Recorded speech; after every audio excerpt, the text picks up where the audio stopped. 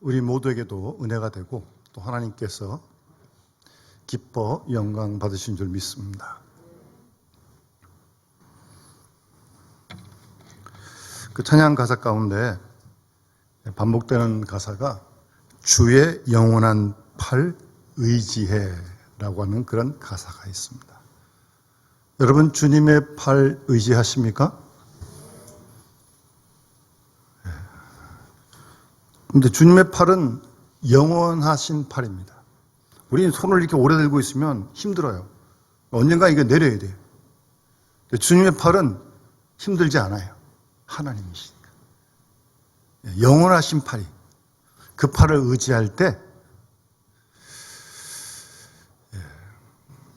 우리가 평안함을 어떤 상황에서도 누리게 될 줄 믿습니다.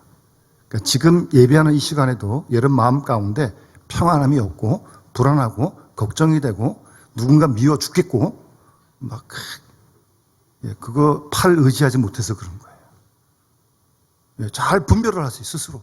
내가 정말 주님의 팔을 의지하고 있다면 그렇게 되질 않죠. 팔을 의지한다고 찬송은 부르는데 여전히 이 속에서 그냥 어두운 그림자가 가득 불안, 염려, 근심, 시기, 질투 그거 주님의 팔을 의지한 거 아니에요. 잘 여러분들 살피셔야 돼요. 그래서 정말 가사대로 영원하신 팔. 그러니까 주님의 팔이 우리와 함께 하신다네, 그 가사에도. 팔이 붙드신다는 건 주님이 우리와 함께 하시는 거 아니에요. 그럴 때 우리가 평안함을 누릴 수 있는 거거든요. 그렇지 않으면 불안한 겁니다. 막 미워지고 막 꼴보기 싫어지고 그냥 죽겠어요. 아주. 다 이거 함께 하지 못한 거예요. 팔을 의지하지 않은 거예요. 정확히 아세요. 그리고 그거 알아야 그걸 그렇게 안 가지. 그거 의지하지 못해서 막 여기 불불 끓고 있는데 그것도 모르고 그냥 계속 그러고 가고 있으면 자기도 불행하고 남한테 피해주고 그게 뭐예요? 그건 아니잖아요. 그래서 그런 증세가 딱 보이면 이거 지금 내가 주님 팔 붙들지 못했구나. 그걸 딱 아셔야 돼. 그래서 어쩌든지 함께 하신 주님의 팔을 딱 붙들 수 있도록 힘쓰는 거예요. 기도해야 되는 거예요. 그게 참 신앙 생활입니다.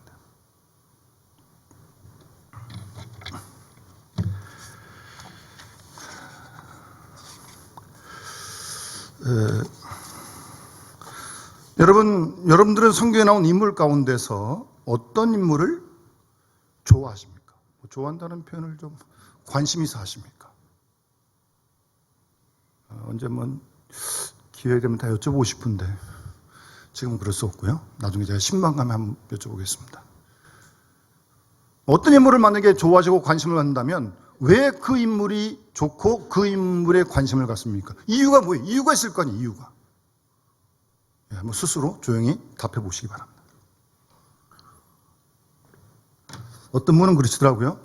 저는 성경의 인물 가운데 디모데를 좋아합니다. 관심이 있어 합니다. 그러더라고요. 왜요? 그랬더니 제가 성경을 읽어보니까 그래도 디모데가 제일 고생을 덜 하는 것 같아가지고 아브라함도 그렇고 요셉도 그렇고 욥도 그렇고 바울도 그렇고 온통 다 고생한 사람밖에 없잖아요. 성경에. 가만히 있다 보니까 디모데가 별로 안 나온대. 그래서 자기는 그래서 디모데를 좋아한대. 본인이 그렇다 그래요. 저는 성경 인물 가운데 오늘 본문의 주인공 요셉을 관심 있어 합니다. 그럼 질문이 들어와야죠. 왜 요셉이 관심이 있냐고요?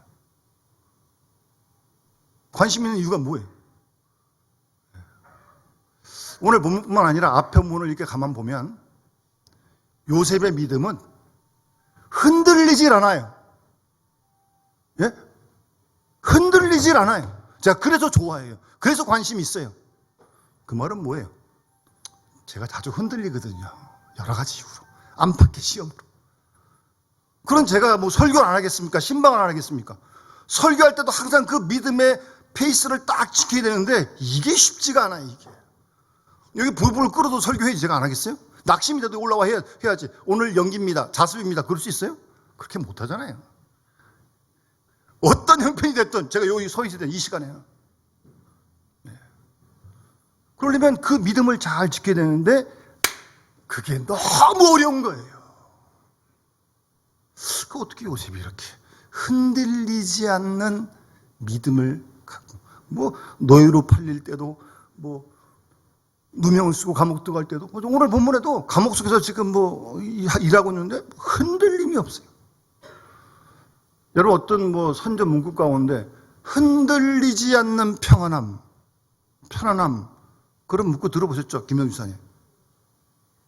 제가 뭐라고는 얘기하지 않겠습니다. 제가 거기 회사와 아무런 관계 없고요. 제가 어떻게 듣다 보니까 그 구구가 자꾸 생각나요. 흔들리지 않는 편안함. 오늘 제목을 흔들리지 않는 편안함 하려다가 무슨 그 회사 제가 선전하는 것도 아니고, 그래서 흔들리지 않는 믿음 이렇게 바꿨어요. 흔들리지 않는 믿음. 어떤 상황이 닥치더라도, 누구를 보더라도 항상 흔들리지 않는 믿음을 가질 때, 그 선전은 편안함이에요. 편안함 말고 평안함. 편안한 거하고 평안한 거하고 다른 거잖아요. 흔들리지 않는 믿음을 가질 때 우리 마음에 하나님께서 평안함을, 샬롬을 주실 줄 믿습니다. 그게 하나님이 나와 함께 하시는 증거예요, 증거. 여러분 스스로 착각하지 마세요. 그런 증거도 없는데 하나님 나와 함께 하신다 막 그러지 마세요. 진짜 그런 증거가 있을 때 하나님 함께 하는 걸 느껴야지. 어떤지도 모르는데 함께 하신다고 아니, 그렇게 되면 안 돼요. 흔들리지 않은 믿음. 우리 그런 믿음을 욕심을 내고 또 그런 믿음을 위해서 같이 우리 기도하시길 바랍니다. 에베소서 6장 마지막 절에 보면 사도 바울이 에베소 교회 편지하면서 마지막을 이렇게 인사말을 하고 축복을 합니다. 6장 23절에 하나님과 주 예수 그리스도로부터 평안과 믿음을 겸한 사랑이 형제들에게 있을지어다. 이건 축복을 비는 기도도 하죠. 평안과 믿음을 겸한 사랑이 형제들에게 있을지어다. 그러면서 마지막 절에 우리 주 예수 그리스도를 변함없이 사랑하는 모든 자에게 은혜가 있을지어다. 그리고 에베소서를 끝냅니다. 우리 주 예수 그리스도를 변함없이 사랑하는 자. 우리 주님 사랑해요. 교회도 사랑해요. 그런데 변함없이 사랑하는 자, 왔다 갔다 삐죽삐죽 그러지 않고 항상 주님도 그렇게 사랑하고 교회도 그렇게 사랑하고 옆에 있는 우리 이웃도 그렇게 사랑해야지. 변함없이. 마음에 들면 사랑했다가 안 들면 내쳤다가. 그거 아니고요. 변함없이. 그거 어쨌든 간에 또 상황이 어쨌든 간에 주님을 변함없이 사랑하는 모든 자에게 은혜가 있을지어다. 그런 인사말로 끝나게 됩니다. 변함없이. 여러분 어떤 사람 친구하고 싶습니까? 변함없는 사람이 친구이기를 원하는 거 아니겠어요? 아는 사람이 있는데 맨날 그냥 팥죽걸 뜨기 확 변하고 이게 도대체 그런 사람을 어떻게 친구로 하지? 뭘 맡기겠어요? 뭘 부탁하겠어요? 그런 사람에게. 마찬가지. 우리도 주님을 변함없이 사랑해야 돼. 좋을 때 사랑하고 안 좋을 때 안 사랑하고 좋은 일 때 감사하고 안 좋으면 낙심하고 그게 아니고 어떤 상황이든 간에 변함없이. 누구 때문에 사랑하는 게 아니잖아요. 우리 교회를. 누구 때문에 주님 사랑하는 게 아니잖아요. 그러니까 주님을 변함없이 사랑하는 거예요. 변함없이. 갈수록 더 앞으로 무슨 일일지 모르겠지만 그런 사랑의 성도님들, 주인공들 될 수 있도록. 어때요? 생각만 해도 감동이 되지 않습니까? 오늘 장로님 기도할 때 감동, 감격 그런 단어가 나오던데 예배도 그렇게 되지만 그런 감동이 우리에게 늘 있어야죠. 주님 살아계시니까. 그런 신앙을 욕심내십시오. 그렇지 않으면 신앙이 반복되는 가운데 습관적이 되고 매너리즘에 빠지게 되면 그런 감동, 감격 없습니다. 그래도 교회 나와 할 수 있어, 봉사할 수 있고 예배할 수 있습니다. 몇십 년 했는데 못하겠습니까? 그러나 감동이 있는 거하고 다릅니다. 본인에게도 은혜가 전혀 안 되는 거죠.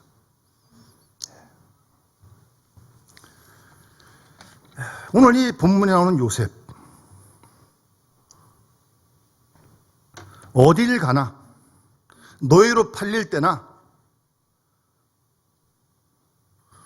누명 쓰고 감옥 들어갈 때나 그 형들에게 미움을 받아가지고 이렇게 그러니까 이 요셉이 창세기 이렇게 여러분 읽어보시면 아기는 아닌데 꿈 얘기하잖아요. 그 꿈 내용을 듣고 형들이 좋아하게 생겼어요? 그런 얘기는 안 해도 되는 건데. 근데 무슨 악한 의도를 가고 그런 것 같진 않아요. 그냥 자기가 이런 꿈을 꿨다. 그런 얘기를 하는데 그 얘기를 듣고 보니까 그 꿈 얘기가 형들에게는 좋지 않거든요. 무슨 자기한테 다 전한다고 그러고 말이에요. 좀 어려서 그런지 어쨌든 하여튼 뭐 그런 이유로 형들 미움받아가지고 죽이려고 그러다 그래도 어쨌든 뭐 형제라고 동생이라고 그냥 살려줘가지고 이스마엘 미디안 사람에게 팔아가지고 지금 보디발 집 다시 팔아가지고 거기 지금 노예로 들어온 거거든요. 39장에 그 얘기 쭉 나오고 오늘 40장에 그것도 누명 쓰고 거기 들어가가지고 자기가 아무리 잘못한 거 없는데 무고죄로 지금 감옥에 또 들어갔어요. 아니 이런 일이 어떻게 이럴 수 있어요? 이런 억울한 일이 어디 있냐고요. 그러니까 사람이 이런 억울한 일을 만나면 화가 나잖아요. 분노가 일어나잖아요. 예? 그렇게 되면 이 중심을 보통 잃거든요, 사람이. 화가 나니까 안 할 말도 하고 안 할 행동도 하고 중심 잃고 사람이 막 삶의 태도가 막 흐트러져요. 그렇게 분노가 생길 때, 억울할 때. 그래서 뭐 극단적으로 스스로의 삶을 끊어버리는 그런 일들이 뭐 최근에도 일어나고 있죠. 내용은 잘 모르겠지만 어쨌든 스스로가 뭐 죽음으로 말한다 그러는데 그래서 죽음으로 뭘 말하는지 잘 모르겠는데 어쨌든 억울하고 뭐 어쨌든 자기로서는 어쨌든 그런가 하면 정반대로 변할 수도 있죠. 일을 가기 시작합니다. 형들 두고 보자. 내가 언젠가는 내가 복수해 주겠다. 예? 기회만 보고 그냥 일을 갈고 있는 거죠. 그러기도 하잖아요, 사람들이. 그런데 요셉은 스스로 자포자기도 하지 않고 그렇다고 형들을 미워 죽겠다고 그러지도 않고 예? 자신의 삶의 태도를 그 페이스를 잘 지키고 뭐 노예로 팔릴 때도 어쨌든 뭐 감옥에 들어갈 때도 뭐 예? 어째서 그럴 수 있는 거예요 도대체? 지금 나이가요 30의 총리가 되니까 한 지금 27, 8밖에 안 됐어요 지금. 제가 이 본문을 묵상하다가 부끄러웠어요. 저는 60도 넘었는데 죄송합니다. 이게 뭐 30도 안 된 청년이 어떻게 이런 믿음을 가지고 있을까? 예? 제가 좀 부럽더라고요. 제가 또 부끄럽고. 더군다나 목사인데 또. 요셉은 목사도 아니잖아요, 근데. 예. 흔들리질 않아요. 예? 이 믿음을, 참, 이게 대단합니다. 대단합니다. 이렇게 흔들리지 할 수 있는 그 믿음을 요셉이 가지고 있었던 거예요. 믿음이 그를 붙들어 주는 거죠. 뭐 요셉이라고 뭐 그런 말 안 들겠어요? 똑같은 인간인데. 그러나 믿음이 흔들리는 요셉을 붙들어 주는 거죠. 여러분 예수 믿는다고 불행, 어려운 일, 고난, 질병 안 당하는 거 아닙니다. 그런 착각하지 마세요. 그러면 안 계시겠지만 그런 게 어디 있어요? 똑같이 당해요, 우리도. 그런 일을 안 당하는 게 아니라 믿음을 가지고 신앙이 있다고 하는 것은 어떤 상황을 만나든지 간에 어떤 상황에 처하든 간에 삶의 중심이 무너지지 않는 것, 그게 신앙입니다. 누구를 만나든 누가 어쨌든 어떤 상황이 펼쳐지든 자기 믿음을 잘 지키고 그래서 함께 하심을 믿고 평안함을 누릴 수 있는 것, 그게 믿음이죠. 우리도 지금 코로나 때문에 힘든데 뭐 앞으로 또 무슨 일 할지 알게 뭐예요 도대체. 어떤 일이라든 관계없어요. 그건 몰라요 어쨌든. 일어나든 어쨌든 우리는 주님의 함께 하심을 믿고 평안함을 지키고 누가 뭐래든 뭐 사랑관계 복잡해도 어쨌든 그거를 흔들리지 않도록 지켜갈 수 있는 그런 믿음의 사람이 될 수 있도록 우리 모두가 힘쓸 수 있길 바라고 기도할 수 있길 바랍니다. 그래서 그런 요셉이기에 감옥 속에서 지금 뭐하고 있습니까? 책임은 간수장이 맡았는데 간수장이 할 일, 감옥에 할 일을 다 맡아서 지금 그렇게 믿을만 하니까 흔들리지 않는 사람에게 이런 책임도 맡기는 거지 뭐 흔들리는 사람에게 무슨 일을 맡깁니까? 럭비공처럼 어디 튈지도 모르는데 무슨 일을 어떻게 맡겨 그런 사람에게. 신뢰가 가니까 이 모든 일을 맡겨. 39장에서 보디발 집에 있을 때도 가정 총무를 맡았고요. 지금 이 감옥 들어와서 또 간수장이 모든 일 다 맡겼어요, 요셉에게. 믿을만 하니까. 예? 여러분, 흔들리는 사람에게는 책임 못 맡깁니다. 흔들리는 사람, 오락가락하는 사람, 중심 왔다 갔다 하는 사람, 그들 리더십 없어요. 지도자라는 게 뭐예요? 개인 감정이 있더라도 개인 감정이 없으면 안 되는 거 아니에요. 지도자니까. 상황을 잘 판단하고 전체를 보고 자기 생각이 그렇더라도 이런 말을 하고 싶어도 자기 말을 하는 게 아니고 지도자니까. 흔들리지 않아야 누군가에게 신뢰감을 주는 사람이 되는 겁니다. 그래서 무슨 일이든 그에게 책임을 맡길 수 있는 거죠. 눈치만 보는 사람 아니고요. 오늘 본문 보시면 애굽 왕의 술 맡은 자, 떡 굽는 자. 여러분, 술 맡은 사람, 떡 굽는 사람, 이 두 사람이 왕에게, 애굽 왕에게 범죄를 해서, 내용이 뭔지 모르겠어요. 어쨌든 이들이 보디발의 집에 있는 감옥에 지금 투옥이 되는 겁니다. 여러분, 술 맡은 자, 떡 굽는 자는요, 뭐 술 굽고 떡 굽니까 이건 아주 왕의 최측근입니다. 여러분, 술 맡는 사람이 속에다 독을 타고 떡에다가 잘못된 거 넣으면 왕 죽는 거 아니에요? 이런 걸 암한테 맡기겠어요? 아니요. 아주 신복이에요, 신복. 아주 왕 최측근이라니까요, 지금 이 사람이. 근데 어쨌든 죄를 졌어. 감옥에 들어갔어요. 근데 보디발, 친위대장, 오늘 얘기하면 경호실장 집에 감옥이 있어요. 이 경호실장 집에 감옥까지 있어요. 이 경호실장은 또 아주 큰 대통령의 정말 최측근이죠. 하여튼 거기다 가뒀습니다. 근데 바로 거기에 요셉이 있었던 겁니다. 그래서 본문에 보시면 4절에 친위대장 보디발이 요셉에게 부탁을 하는 거예요. 이 두 사람 좀 잘 수정 들어라. 여러분, 성경은 조금 이렇게 본문을 묵상할 때는 좀 심도 있게 읽으셔야 돼. 휙 지나가시면 안 돼. 지금 이 요셉을 가둔 사람이 누구예요? 보디발이잖아요, 보디발. 아내를 갖다 그렇게 했다고 거짓말해가지고 무고죄로 지금 들어간 거거든요. 사실은 이 정도의 죄를 진짜 요셉이 졌다면 요셉 죽여도 상관없어요. 그건 노예인데 죽여도 상관없어요. 안 죽이고 이 감옥으로 이렇게 보냈다고 하는 건 아내가 그러니까 그 말을 안 들을 수는 없고. 그 요셉이 그런 사람인 거 알잖아요. 가정 총무까지 시켰는데. 아내 왜 모든 걸 다 맡겼는데? 그러니까 뭔가 하여튼 좀 찜찜한데 또 아내 말을 안 들을 수가 없잖아요. 그래서 또 감옥에 넣었어요. 근데 이 요셉에게 지금 보디발이 부탁한다는 건 뭐예요? 보디발과 요셉의 관계가 끊어지지 않았다는 거예요. 단절되지 않았다는 거예요. 간접적으로는 간에 어쨌든 소식을 듣고 있었던 겁니다. 예? 여러분, 우리가 사는 자체가 하나님과의 관계고 이익과의 관계, 인간관계 아닙니까? 싫든 좋든 어쨌든 인간관계가 늘 있잖아요. 그런 인간관계 속에서 이 보디발과 요셉처럼 외적으로는 이런 관계에 있다 할지라도 내적으로 그 고리가 끊어지지 않는 늘 뭔가 관계가 지속되는 그런 인간관계를 맺어가야 되는 거 아니겠어요? 특히 우리 예수님 사람들 그런 관계 아니에요, 우리가? 여기서 여러분 혹시 누가 보기 싫다고 안 보실 거예요? 총관 다 만나는데?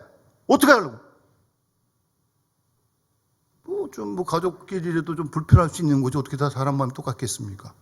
그거 이해하기도 하고 기다리기도 하고 그러면서, 예? 그 관계를 지속을 해가야죠. 예?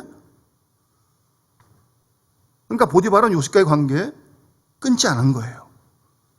그렇게 조치했지만 지켜보고 있는 거죠. 예? 그의 근황이나 동태라든가 간접적으로라도 이렇게.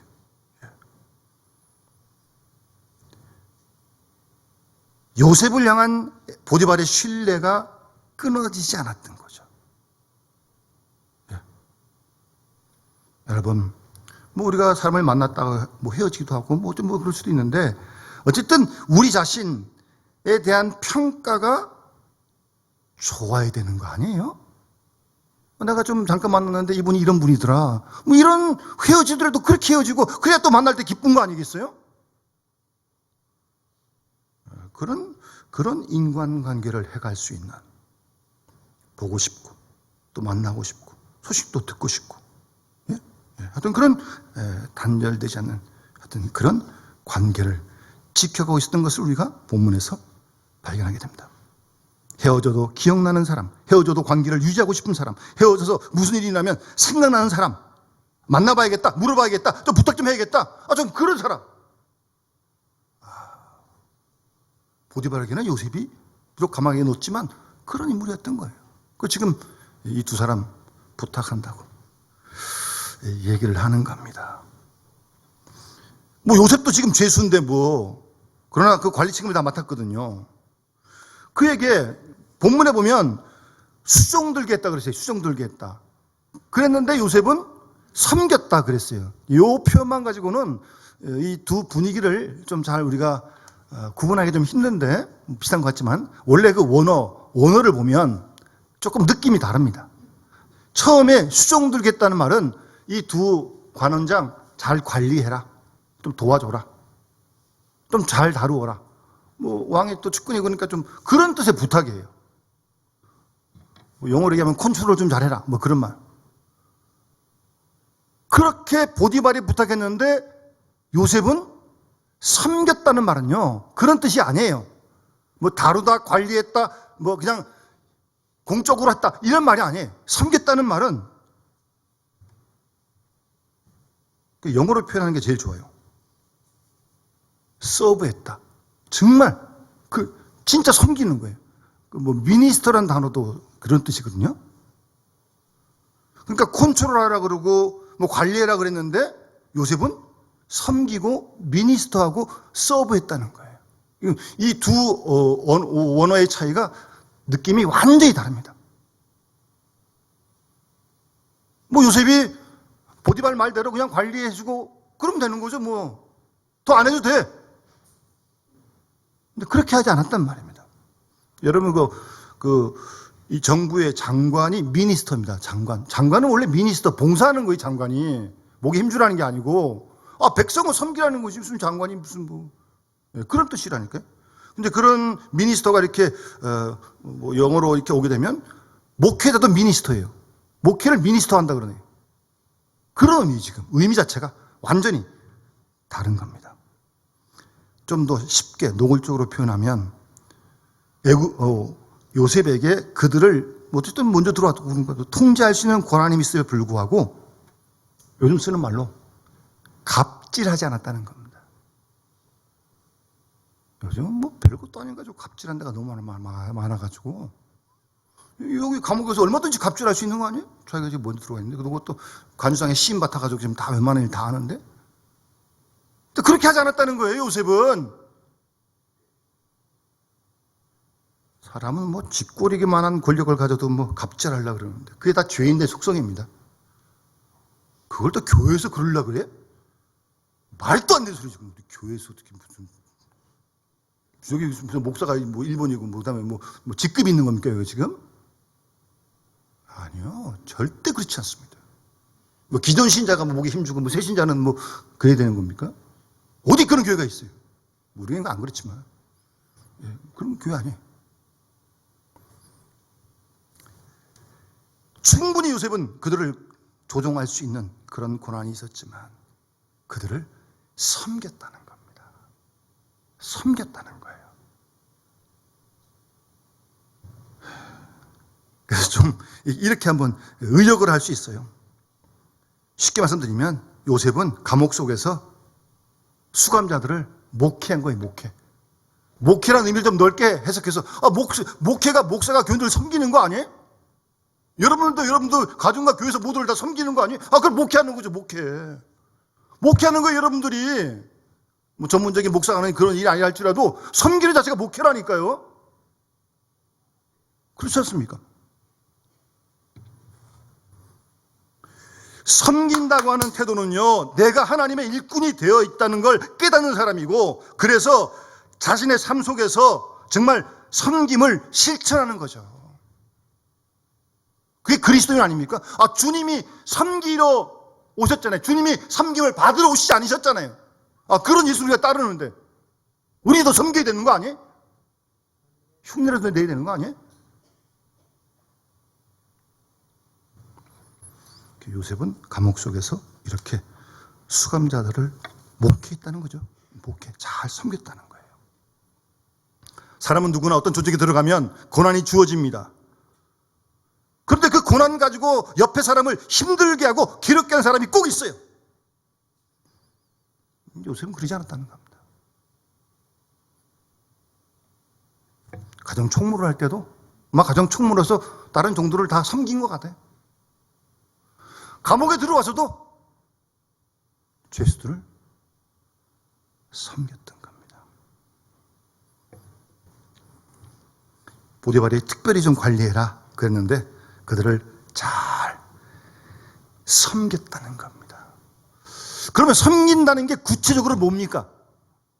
예? 구체적으로 본문 5절 6절을 보세요. 옥에 갇힌 애구방에 술 맡은 자와 뜻 꼽는 자 두 사람이 꿈꿨는데 6절을 보니까 아침에 요셉이 들어가 보니 그들에게 얼굴에 근심의 빛이 있는지라. 요셉이 이거 보고 그런가 보다 하고 지나치면 되는 거죠. 요셉이 근심의 빛이 있든 기쁨의 빛이 무슨 상관이 있어요. 그냥 재수할 수 있는 거 아니에요. 그런데 그렇게 쓱 지나가지 않았다니까요. 그들을 살피면서 그들의 얼굴에 근심의 빛이 있는 것은 요셉이 발견하게 됩니다. 어두운 그림자가 있고 무언가 어쨌든 밤새 좋지 않은 일이 있었던 거예요. 시리에 빠진 거예요. 그거를 살펴보는 것이 섬기는 겁니다, 여러분. 그래서 저도 주일날 교회들, 우리 교회들 일주일에 만나는 교회들이 많은데 얼굴을 제가 그래서 유심히 봅니다. 혹시라도 근심의 빛이 있지 않나. 또 어떤 분은 또 기쁨이 또 조그마한 얼굴도 있어요. 또 감사한 일이 있나 보다. 제가 혼자 생각을 하고 또 필요하면 제가 연락도 하고 전화도 하고 그렇게 합니다. 여러분, 가정 식구들, 집에 있는 식구들도 일어나서 얼굴부터 살피셔야 돼. 밤새 무슨 일이 어떻게 알아요? 무슨 꿈 꾼지 어떻게 알아요 또? 이까 말까 그냥 자기만. 그건 섬기는 게 아니에요, 그거는. 집에 있는 식구부터, 교원들부터, 또 여러분 직장 나가서 만나는 사람들, 얼굴을 잘 살피세요. 김사님, 사무실에 있는 사람들. 그게 섬기는 거라니까? 예? 그게 섬기는 거예요, 그게.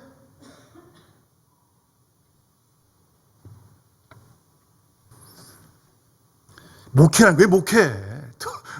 그게 목회하는 거예요, 목회. 잘 살펴가지고요.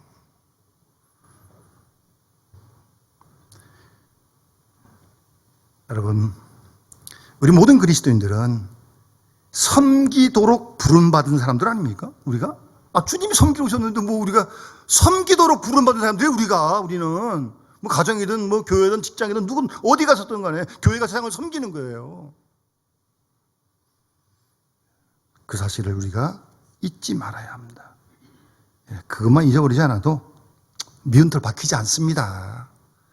어떤 사람 보면 괜히 미운 사람이 있어. 그래서 혼자서 잘난 것처럼 그냥 괜히 미우고 있어요.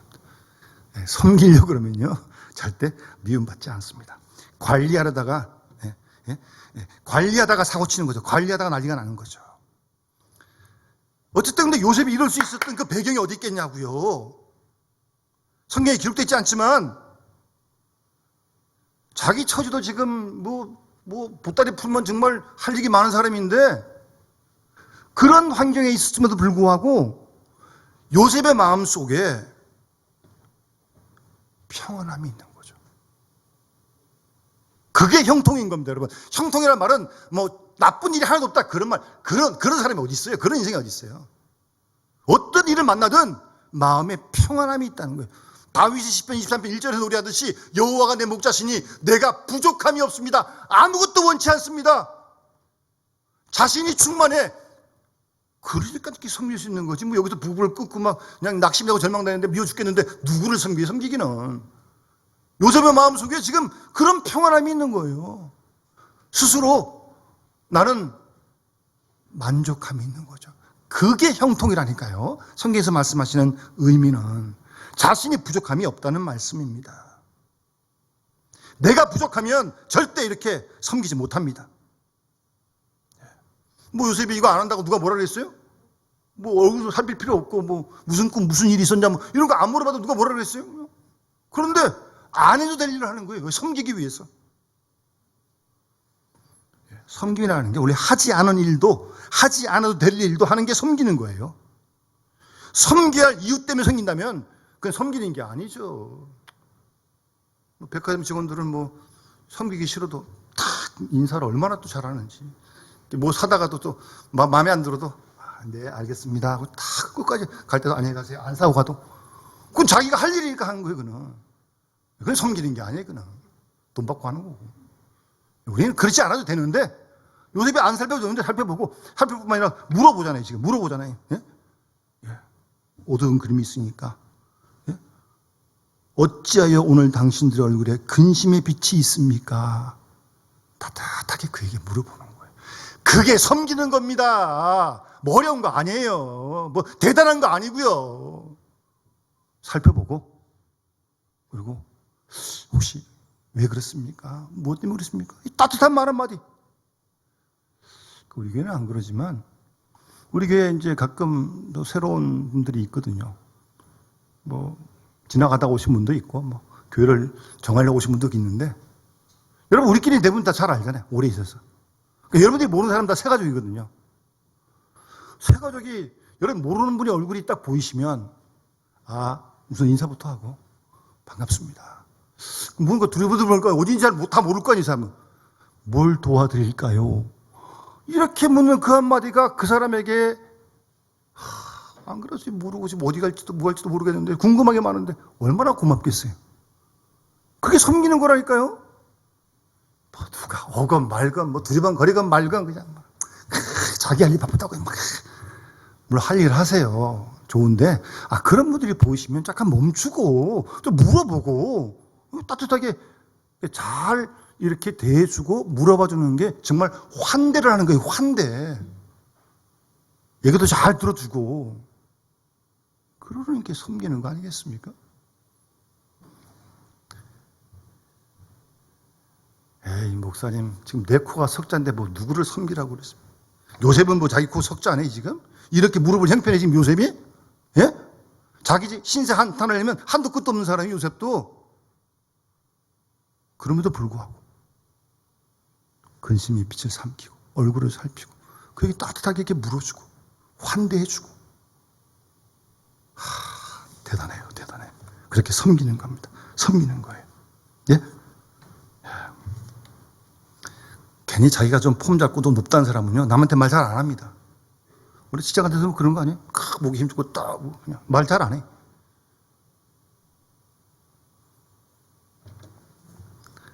여러분 누군가 상대방이 말할 때 들어주고 또 먼저 이렇게 말을 거는 거 잘 섬기는 겁니다. 잘 섬기는 거예요.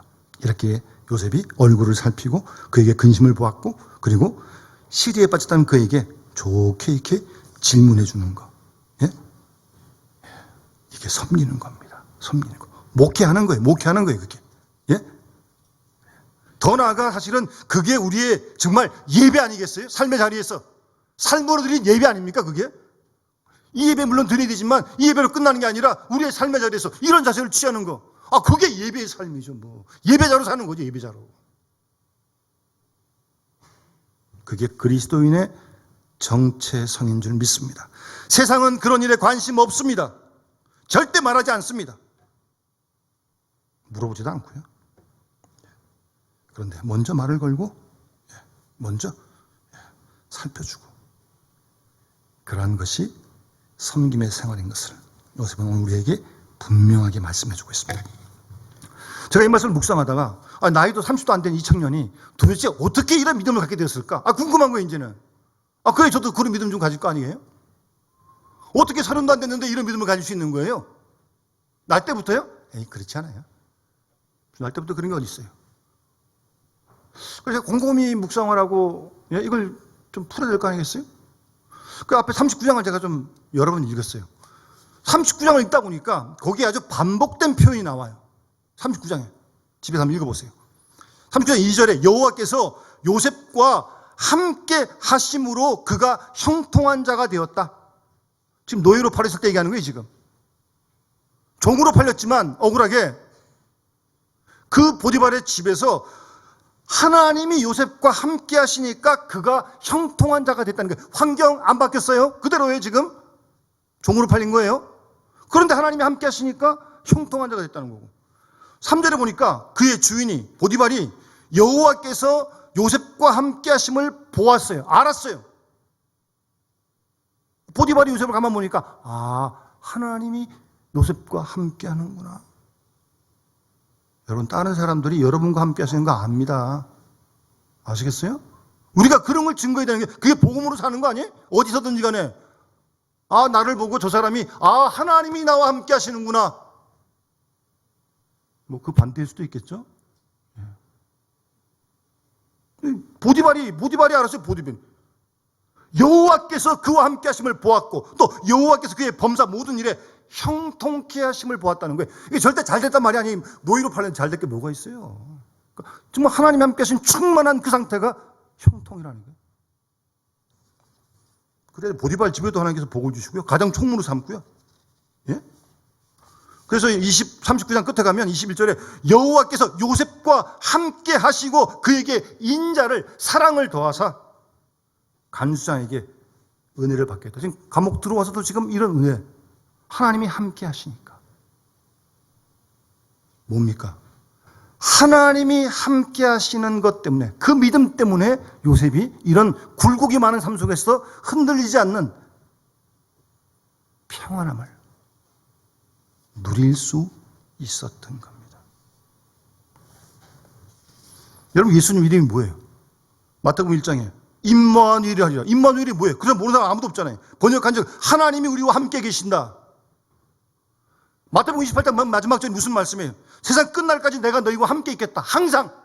여러분 믿습니까? 하나님이 요셉과 함께 하심으로 이런 은혜를 흔들리지 않음을 누렸다면 그 하나님이 우리와 함께 하지 않으시겠어요? 함께 하신다고 여러 번 말씀하고 있는데 성경에서. 고아와 같이 너를 버려두지 않겠다. 주의 팔로 붙들어 주시겠다. 함께 하신다는 거 아니에요? 그렇다면 우리도 이런 요셉 같은 흔들리지 않는 믿음을 가지고 평안함을 누리는 형통함을 누려야 되지 않겠습니까? 하나님은 뭐 요셉과만 함께 해주겠어요? 그럴 리가 있나요? 우리 모두와 한 분 한 분과 함께 하신 줄 믿습니다, 여러분. 그러니까 어떤 때는 함께 하신 것 같다가 어떤 때는 또 아닌 것 같다가. 여러분, 감정을 따르지 마세요. 여러분 감정을 신뢰하지 마세요. 하나님 말씀을 붙드세요. 성경에 뭐 함께 있겠다 그랬고 고아와 같이 버리지 않겠다 그랬으니까 그 말씀을 믿는 거지. 무슨 뭐 나를 어떻게 믿어요? 나를. 내 감정을 어떻게 믿어요? 왔다 갔다 하는 감정.